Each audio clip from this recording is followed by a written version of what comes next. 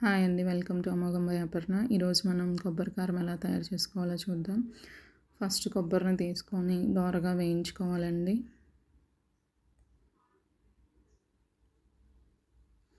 కొబ్బరి పచ్చివాసన పోయిందాక బాగా వేయించుకోవాలి. ఇప్పుడు కొబ్బరిని బౌల్లోకి తీసుకొని ట్రాన్స్ఫర్ చేసుకోవాలండి.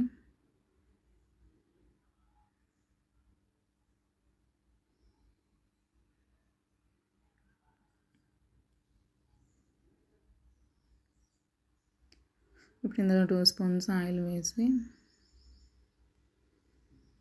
ఒక 2 స్పూన్స్ పచ్చిపప్పు వేసి వేయించుకోవాలండి.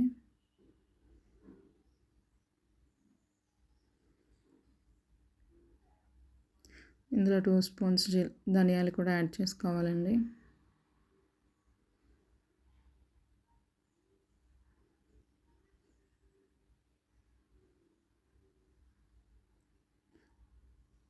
ఇప్పుడు ఇందులో ఒక 2 స్పూన్స్ జీలకర్ర కూడా యాడ్ చేసుకోవాలండి.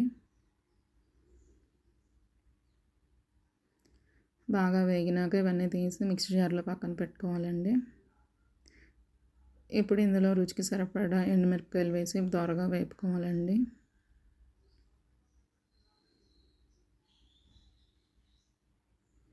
ఎండుమిరపకాయల్లో కొంచెం కరివేపాకు వేసి క్రిస్పీగా ఈ ఘాటు వాసన వచ్చేదాకా వేయించుకోవాలండి.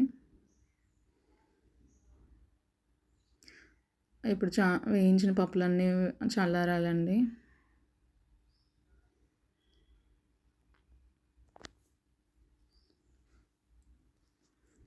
వేయించుకున్న ఎండు కొబ్బరి, దాన్ని పప్పులు, ఎండుమిరపకాయలు అన్నీ కలిపి మిక్సీ ఆడుకోవాలండి.